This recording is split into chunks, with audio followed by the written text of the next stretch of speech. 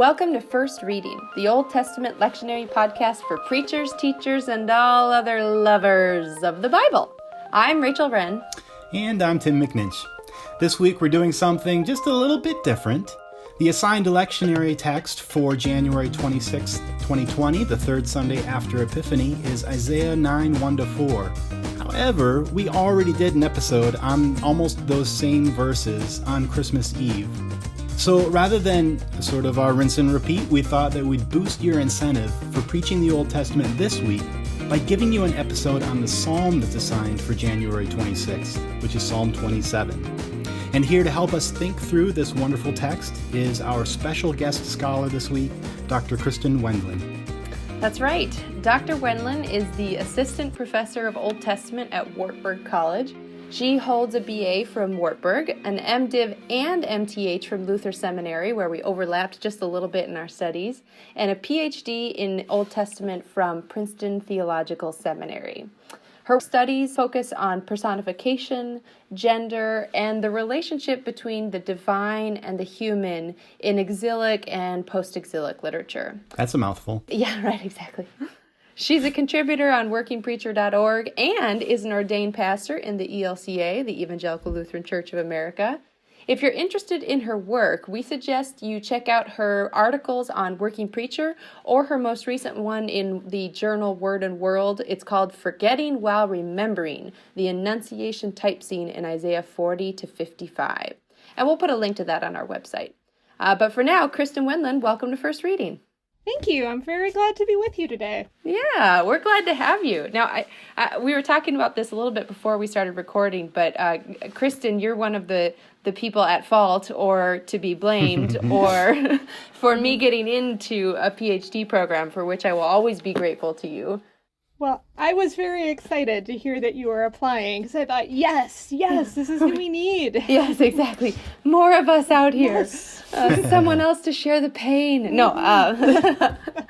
But it is fun. It's really nice to have someone else in the field who really straddles that kind of church and academic. It's an interesting limbo space. So my first question for you is what's your favorite thing about being a pastor, and maybe what's one of your least favorite things? Yes. Well, I'll go with the least favorite first. It's really mundane.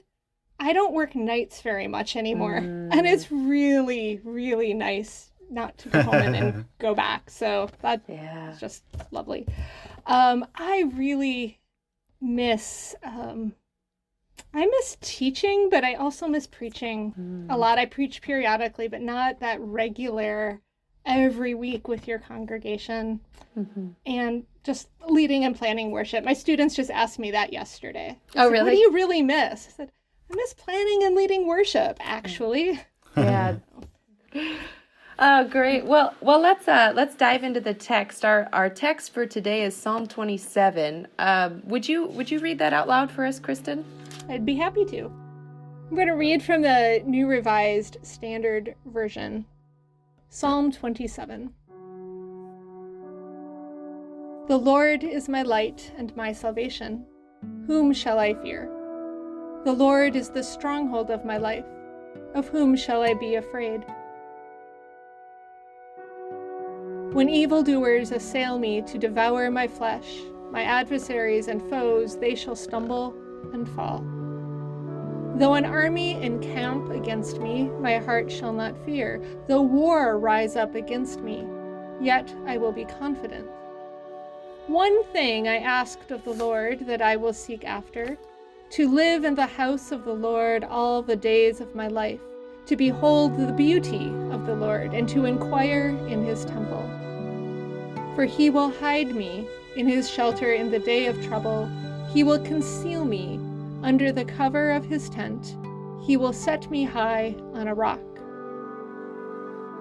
Now my head is lifted up above my enemies all around me, and I will offer his tent sacrifices with shouts of joy. I will sing and make melody to the Lord. Hear, O Lord, when I cry aloud. Be gracious to me and answer me. Come, my heart says, seek his face. Your face, Lord, do I seek. Do not hide your face from me. Do not turn your servant away in anger, you who have been my help. Do not cast me off.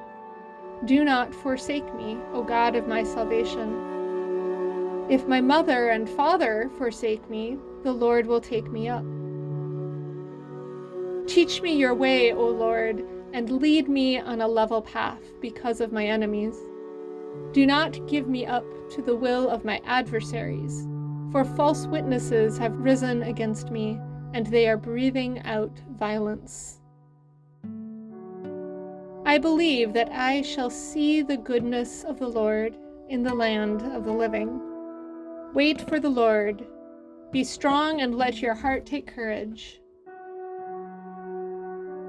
Wait for the Lord.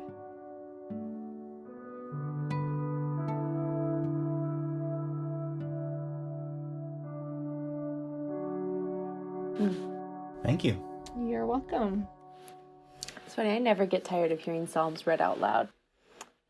I wanted to say that both of you are probably more of Psalm scholars than I am. I'm like bread and butter narrative guy here. And so I know you're probably not supposed to do this with poetry and with Psalms especially, but I always want to know, like, where does this fit historically? Like, what's the type of context where a poem like this would make sense? Maybe we don't know anything, or maybe we can glean a little bit.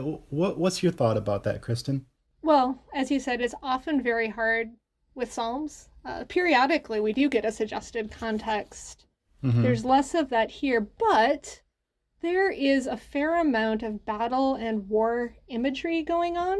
So whether it's intentionally sort of a psalm for battle or war situations, it's certainly in a context where that's a real thing, that's an actual fear. Rachel, you do more with the Psalms, I think, than I do. Psalms are so slippery, you know. I think to try to fit this anywhere is so tough, but if there's war imagery, then it could be from the period of the monarchy, you know, when they were actually going to war and seeking out the deity's blessing upon it. Yes. And temple language would suggest that. Temple language, too. At the same time, I think one of the things that we see in the Psalms is monarchic imagery taken up in the post-exilic or the exilic period and kind of reimagined or reused. So, yeah, all that is a very scholarly way of saying, I have no idea.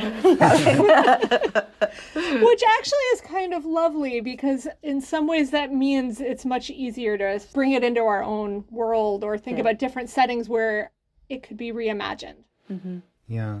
I mean, the only clue that I would add to the conversation is that the received text does have a superscription. And, you know, those things are a little squirrely, but it says, you know, to or for David. Whether that's meant to imply that this is attributed to his pen, or whether that this is kind of in the voice of a king, may again set it in a monarchic context, or just have that sort of resonance to it, which would fit with the battle imagery and sort of the voice of a military leader here. Possibly. I'll add one more thing in there, because I think this is the figure of David in the Psalms is a really fascinating figure, because there are a lot of Psalms which have that superscription, but most of them that have that are individual Psalms of lament. So that question of what is that superscription trying to lift up with David is really a kind of a tricky one to step into with the Psalms. It's usually not a very royal psalm when David is ascribed to it, which is interesting. That's true. Well, maybe we can say a little bit then on a more literary level of what kind of psalm this is. I know there are sort of categories or genre of psalms within the collection. Does this one fit into one of those categories, or is it unique in some way? I would say that it doesn't fit as cleanly as some others. It's not one of your classic laments, though there are elements of a complaint or lament, and there are elements of a psalm of confidence or hope, but it's not an easy one, and I wouldn't use it to teach someone about types of psalms. It's composite. And maybe that's a good place to talk a little bit about the structure too. So Kristin, the lectionary gives us verse 1, right? and then verses 4 through 9, and then full stop. So, Right. in your opinion, would you preach this psalm giving the text as it's been abstracted out? Or if you were preaching this, would you give some more verses in there? What would you prefer to do? And keep in mind, there's a right answer to this. No. Well, let's see if I can get it correct. Had I a choice, I think I would go with reading the whole thing. I say had I a choice because I am preaching that Sunday, and I'm now thinking maybe I need to talk to some people and see if I can get the whole psalm read, because I may actually preach on the psalm and see if that's a possibility. I think otherwise we lose actually some of the more lament parts of it, or the parts maybe with some of the rougher edges. What about that do you think is important, keeping those in there? Well, I think sometimes when we leave that out of the Bible, we sort of clean up the lives of the people in the Bible to make it feel like they have these very nice, almost perfect, lovely lives, and why couldn't we have lived then and been part of, when their lives are messy too, and the Psalms is such a great place to see that and live into that. There's a lot of fear, actually, in this psalm. Language about hide me in your shelter, you will hide me, don't turn away from me. Suggests fear to me. And I think naming fear also in the context of worship or preaching and sort of normalizing that it's there, not ending there, but normalizing it is also really important. And to find that in the pages of Scripture. Yeah, giving words to it. Well, and it's interesting too because it doesn't start there. No. Do you want to talk a little bit about that first verse and kind of where the psalm sets us up to go almost at the beginning? Right. Well, the Lord is my light and my salvation, which does sort of hint that salvation's needed. But whom shall I fear? Right? The supreme confidence that I have God, and so I have nothing to be afraid. Stronghold, almost talk about God as a place, right? Sort of a physicality. Nothing to fear. When evildoers assail me, you get this battle imagery, and it's kind of this strong person who's very confident. And then later in the psalm, it sort of moves into but don't hide your face from me and don't turn away in anger. Hints at, if my mother and father forsake me, or maybe have, but you're still there. So it really moves into this more tender place after starting rather confidently, which I don't know, perhaps allows for some of that more vulnerable part to come out, at least on the hearing. If you start with some confidence, maybe you also have confidence for some of those fears and vulnerabilities. To get into the weeds a little bit, I was struck when I was reading through this in Hebrew when I got to verse 2 and that little phrase, to eat my flesh, le'echol et basarai. It just jumped out at me because it was a kind of weird turn of phrase. It seemed like the commentators had some trouble with that too, and I wondered if you had any insight. We try to give a little Hebrew coaching in this, and do you have any insight into what might be going on with that particular turn of phrase? I worked on that a little bit, and there's one sort of direction that leads toward the whole phrase, right? The devouring my flesh, which is actually, we find in Daniel in some Aramaic text, and it seems to have to do with speech. I'm not sure that that's true here, though, simply because there's not really other speech imagery, and it's pretty clear in Daniel that there's speech going on. But that word to eat, a call to devour, that is used fairly frequently to actually talk about battle imagery and devouring one's enemies. So it may be a little odd that they actually said flesh. I think that's the part that gets me. Because often in English, this is translated just as conquered or took over or maybe consume or devour, but in more of a clear battle imagery. So I actually think that's what's going on here. I'm not quite sure what to do with the flesh, but I think it's a synonym for being in this battle. And so is that predator-prey imagery. Totally. And the enemies are so often pictured as lions, these prowling lions in the Psalms. Yeah. I get this image of one of those PBS nature shows of like a leopard chasing down a gazelle. And it's going to go and go until what happens? One of them is going to stumble and fall. And here it's, when the evil ones come to devour my flesh, it's they who will stumble and fall. That's nice. Yes, I like that. All right, I'm going to claim that one. Okay, you claim that one. You write that up. I think too, though, when you look at the body imagery for enemies in the Psalms, it so focuses on the mouth and the teeth and the tongue, which I think is that devouring piece, but is also the speech of the enemies is like, it has psychosomatic effect in the psalm. When the enemies slander or say things about me, the psalmist feels it everywhere in their body. And I think that could actually be a place that you hover for a little bit as a preacher and talk about the real effect of words in our life, especially in a world that includes Twitter and Facebook and Instagram and all of these megaphones that are just proclaiming words into the world that have real effect on real bodies. How about, so all this talk about enemies, Kristin? We talked about opening up space in church for tenderness. We talked about opening up space in church for fear. Do we include in that opening up space in church for my enemies and viewing people in our lives as enemies? Yeah, I actually want to say yes, simply because I think ignoring it or not even allowing conversation about that, first of all, doesn't work well when you're reading the Bible. But also because if we're honest, we have people who are enemies. And sometimes that's a confession, right? We're asked to love our enemies, but even they're assumed that they exist. Right. But sometimes, I don't always use enemy language for this, but there are people I will stand up against for the sake of what I perceive to be good, or people who I fear because I fear harm or that they're coming after me.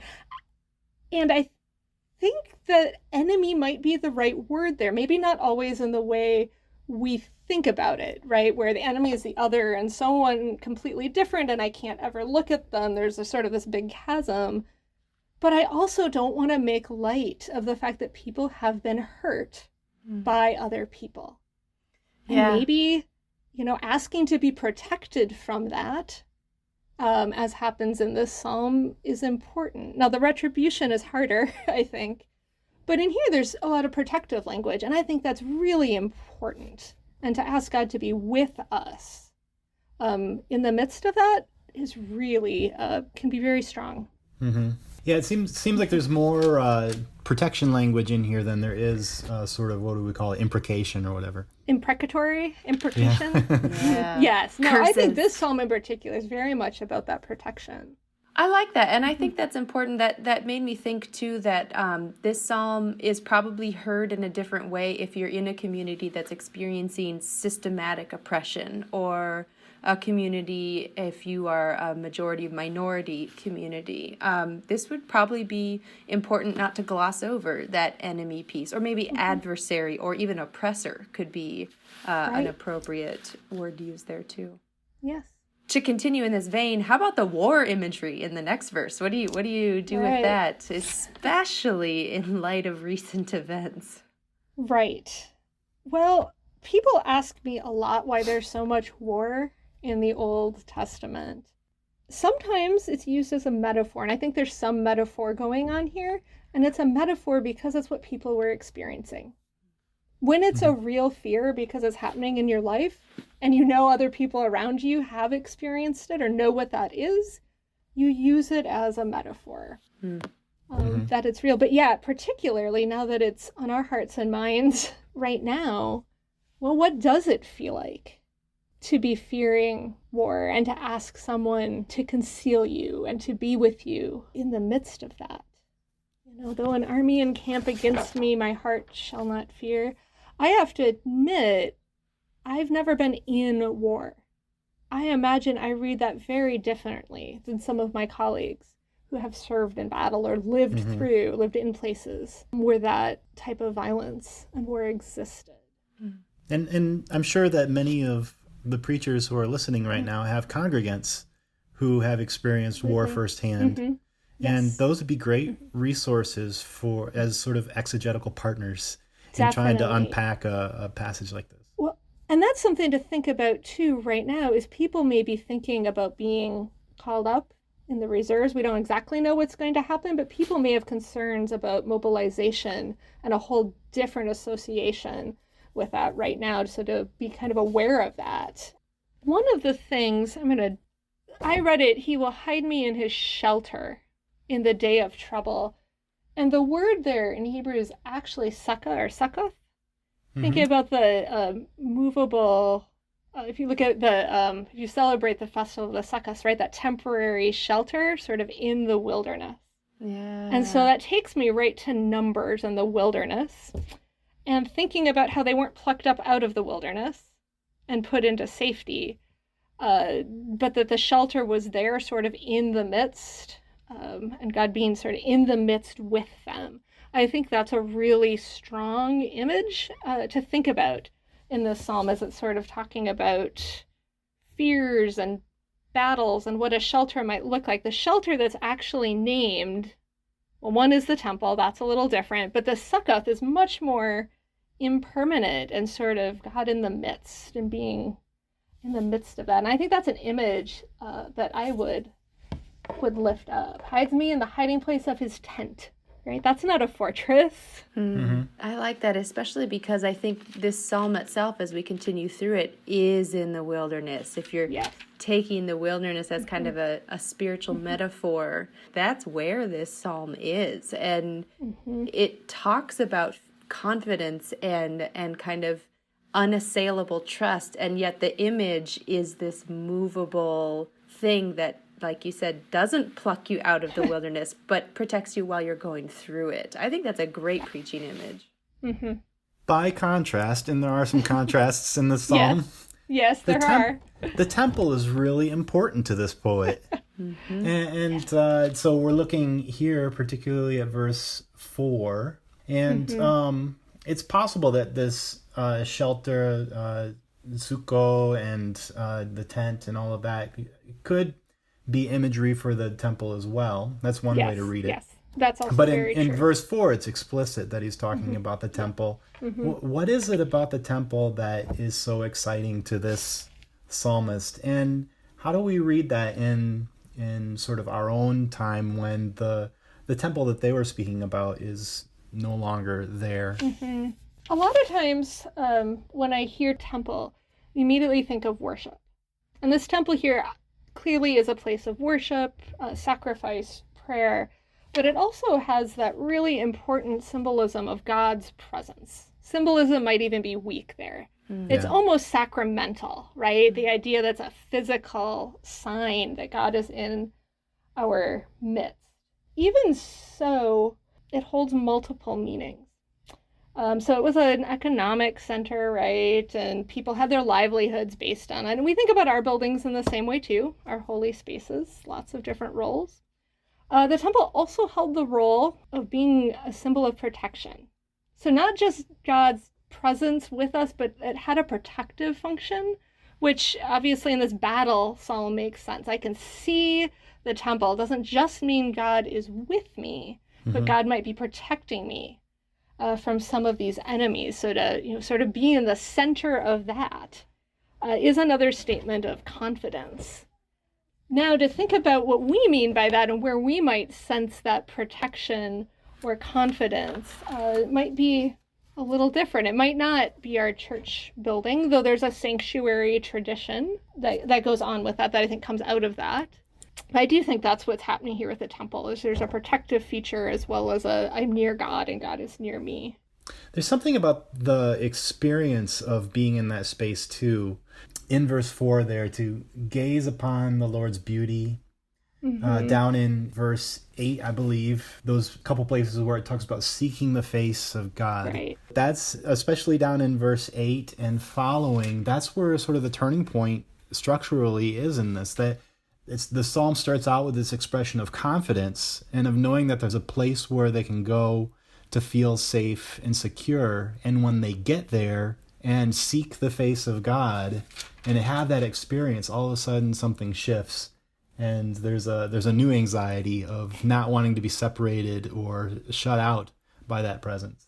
It is interesting, especially because the imagery becomes very intimate at that point, too. I seek your face. Do not hide your face from me. Mm-hmm. If my mother and father abandon me, you will take me in. If I lose all of my support structures, you will take me in. Mm-hmm. And that, maybe I'm reading too much into it, but that word there, yasphemi. Asaph? Yeah, asaph. So that's the root. So it's like pulling in, gathering in. Gather It feels almost really in. physical to me, of being drawn close. Mm-hmm. I'm having a first reading first. I just got tears in my eyes. You will gather me in. Yeah. It's interesting, too, because from that moment, there's again another shift. Now there's a request. To teach me your way. Yeah. Lead me on a level path. And I'm pausing because it's such a strange word, for the sake of because of my enemies. Mm-hmm. Yeah, so just if that's not clear to our listeners, in the Hebrew, it's lema'an, which most often means for the sake of, which is an odd thing to say here. Lead me on a level path for my enemy's sake. And so I think most translations go with just, because of my enemies. But there's something interesting going on in the Hebrew there that Kristin's lifting up. Right. Well, and really it's those watching me, right, with a negative context. But it's not the normal word for enemies either. The sharar is also kind of a, because of or for the sake of those who are watching me. Oh, we're back to the National Geographic. The leopard is in the grass. The JPS translation there says, because of my watchful foes. So they get a little of the sense of the watching imagery there. That's a good translation there. Yeah, this is a different request, right? It's not sort of the bring me in or protect me, don't hide your face. We're starting to look outward a little bit in this verse. Show me your way, teach me your way. And there is a tradition, I'm going back to the temple imagery a little bit, about instruction going out from Zion, that one of the functions of God is to teach not just the Israelites, but the world and the nations, and that starts at the temple in Zion. So we see this in Isaiah and different places. And the enemies are still there. Yeah. Mm-hmm. But teach me how to walk in the midst of that. Yeah. Yeah, I think that there might be something to preach there on that verse about in the context of enemies around us. Mm-hmm. That what we need is not necessarily a bigger weapon or, the right zinger to spit back at the slandering foes. Mm-hmm. But we need instruction from God on how to live our lives. So there's a whole, section of the Bible, too, that is about that, right? The wisdom literature uses these same images of teaching and way and living your life in the midst of them. What does that look like? And gives some of the same advice that you're saying, that it's not all about an eye for an eye. Yeah. There are other ways. And actually, Rachel, there's lots of speech there. Yes, there is. Absolutely. Yeah, the Psalms and wisdom literature kind of intertwine in a lot of interesting ways. They do. But I want to get back to that real quick, because I think that would be an interesting sermon on prayer even, is when you feel yourself surrounded by enemies or surrounded in the wilderness. What this psalm is asking for is both kind of the protection, not necessarily to be absented out of it, right, but the protection. But then what's the other thing it asks for? It just asks for a level path through it, Yeah. And there's something kind of interesting there of what do we ask for in our prayer lives when we feel ourselves surrounded by turmoil. Yes. Well, and if you look even at the next verse, I'm reading NRSV again, but do not give me up to the will of my adversaries, right? At some level it's don't let me be caught, but it also don't let me be like them. Yeah. Let my will not be their will. Rachel, do you have the Hebrew there? I do, verse 12. Yes. Yeah. Al titneni benefesh tzarai. Yeah. We have a long-standing, ongoing deal with the word nefesh on this podcast. I thought that's where you were ready to go. The rest of the words look pretty innocuous there. Yeah.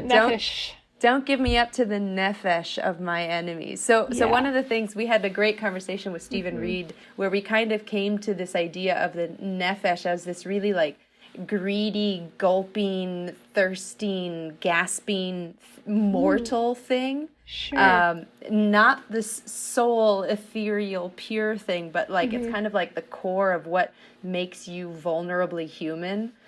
So again, if we're reaching for your throat, your neck, yes, the exactly. nefesh, Which also makes sense if you think of earlier, don't let the enemies devour me, you know, that your nefesh would be involved in that as well. So certainly. So it could be, you know, don't subject me to the will of my foes. It also could just be, don't let them swallow me. Exactly. I actually like that a lot better. Like, swallowed up by them. Yeah. I like the Hebrew, Yeah, because that you could go a couple different ways with it. Swallowed up as in death, or just swallowed up as in completely enveloped and taken over by, you know? Right. And how much in our lives tries to envelop and take us over. Absolutely. So let's jump at that moment then to the last verse, because the last verse is really interesting in that there's all of this sort of discussion of what you want God to do in the midst of it. And then there's this outward turn to who we don't exactly know. Right. It's singular. It's one person. It's one person that's being talked to here, or at least, you know, that's the Hebrew. Right. And it's this idea of waiting. So do you have any thoughts on that? Only that I would return back to the sukkah imagery and the not being plucked up and taken out, but sort of waiting in the midst. I sense danger. Okay, God, beam me out of there. Right? Yeah. I'm done. Beam me out, God. That's just not typically how it works. Yeah. But instead, a deeper dwelling with. Mm-hmm. Well, we've had some great sort of exegetical ideas here as we've kind of walked through the passage. Maybe we could wrap up our conversation with a little bit of specific preaching advice on this. I mean, I feel like I've already given my preaching angle and have half my sermon written for Sunday. I think I'm going to go with fear and wilderness and thinking about that impermanent structure in the wilderness. So I think that's where I'm going. And our conversation has been wonderful because I have so much to add to that. Yeah. Now, but I think that might be a central image for me. Which is a little strange, actually, during Epiphany. I almost feel like I'm rushing Lent a little bit. So I'll have to hit the light as well. But You're good Lutheran. Yeah, the angles that I would add are ones that, again, we've already talked about, but maybe to just consolidate them here. Mm-hmm. That theme of the combination of trust and anxiety in this psalm seems to be really important to me. And it's another way of saying what you already said, Kristin. Just because we're expressing trust in God doesn't mean that our anxieties are gone, but that there's a little bit of moving ahead, taking the next step with both of those in play. Yes. And then the other thing would be, I really loved verse 11 there, that in the context of watchful foes, that the prayer that's in this psalm is a prayer for instruction, for Torah, for God to show us what the next steps are, the level path forward. I think that's a really preachable point. Rachel, what do you have? I would give a hearty hear to everything you guys said, and I would Can you say that again? That was great. A hearty hear to everything. One more time, just for fun. A hearty hear. You're putting this in, aren't you? When am I going to stop falling for that? So I think the two things that stood out to me, both from prep work and our conversation today, was that image of devouring flesh. I'm becoming more and more convinced that one of the things we need to be talking about, we talk about this often with our youth, and I'm starting to think that it needs to be something we talk about with everyone, is the real effect of our words. Because words have real effects on real bodies, and sometimes those words can actually devour flesh. That might be a sermon in part because we proclaim Jesus as the Word made flesh. This is something we take really seriously in our Christian tradition. And so what is our calling from God about the way our words affect flesh in our lives and in our communities? So that would be one angle I would take. And then the other angle I would take would honestly kind of be preaching the structure. The interesting thing about this week in the lectionary is Jesus, in his opening words of ministry, talks about light and talks about light falling on those who are in darkness. And then we have this psalm that opens with this image of light and then has this interplay of light and darkness throughout it. And I think with everything that we talked about today, that's a really apt metaphor for what faith life is like. And so if you begin this psalm with a proclamation of light and then you follow it through its kind of meditations on what does fear look like? It looks like wars. It looks like enemies. Where does one find light? One finds light in the temple, in the Sukkot. And then what happens when that light finds us? It's almost like this psalm is existential hope and the reality of existence coming closer and closer together until at the very end you get this wait. I want to hear your sermon. Yeah, that was it. Got a good, yeah. That was it. That was the sermon there. Thank you. Yeah, right. Yeah. Well, before all our listeners hightail it off to Matthew 4, maybe we should stop our conversation while we're ahead here on first reading. But Kristin Wendland, it's been so great to talk to you. This has been a wonderful conversation, and thank you so much for being on the podcast and for sharing your insights with us. You are welcome. I've had a wonderful, wonderful time being here with you. Oh, awesome. Well, remember, friends, if you're interested in more of Kristin's work, we'll post a link on our website, firstreadingpodcast.com. You can head over there for more of our past episodes, or you can subscribe to First Reading on iTunes or wherever you get your podcast fix. We want to give credit to Blue Dot Sessions for the music behind the reading, and we'd love to hear from you. Do you have ideas about how to make this an even better podcast, or just want to give us some feedback? You can do that also at our website via the Contact tab. Until next time, I'm Rachel Wren. And I'm Tim McNinch. Thanks for listening, and good luck with your sermon prep.